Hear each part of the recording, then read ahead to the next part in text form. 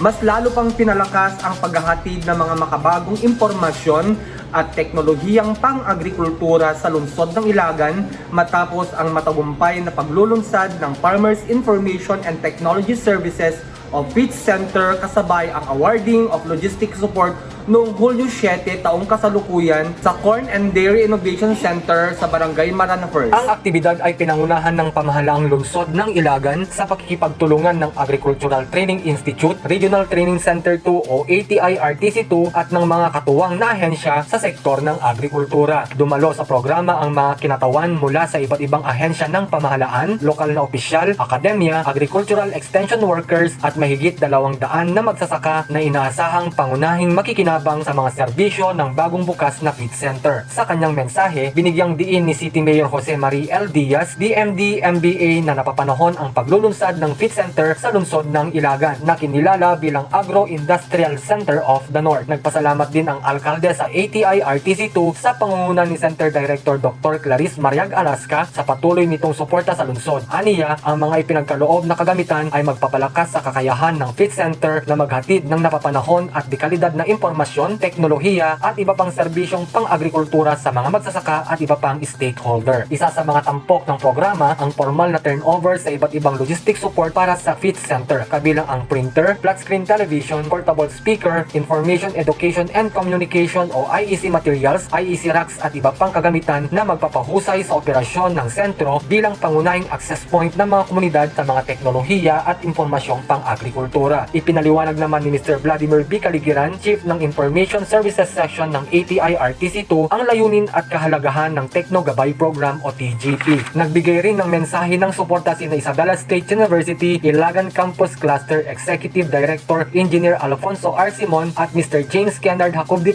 Deputy Director ng Cagayan Valley Agriculture, Aquatic and Resources Research and Development o CIVAR. Kapwa nila binigyang diin ang kahalagahan ng matibay na ugnayan ng mga ahensya ng pamahalaan, akademya, research institution at lokal na pamahalaan upang higit na palawak ang akses ng mga komunidad sa mga makabagong teknolohiya at inobasyong pang-agrikultura. Ang pagpapalakas ng Techno Gabay Program ay alinsunod sa Executive Order No. 801 Series of 2009 na naghihikayat sa mga local government unit na isama ang programa sa kanilang Agricultural Extension Initiative. Ang FITS Center ay magsisilbing tulay sa pagitan ng mga magsasaka at ng mga makabagong teknolohiya, best science-based farming practices at iba pang impormasyon na makatutulong sa pagpapataas ng produksyon at kita ng mga magsasaka. Sa pamamagitan ng Techno Gabay Program, magkakaroon ang mga magsasaka ng mas madaling access sa iba't ibang agricultural applications, internet services, ATI e-extension online learning platform at iba pang digital platforms na maghahatid sa napapanahong impormasyon at teknolohiya.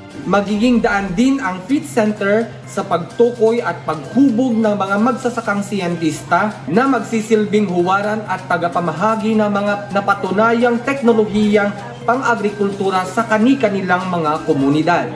Para sa Balitang ATI 2, ako si Reggie Morauco lang, Balitang Agri.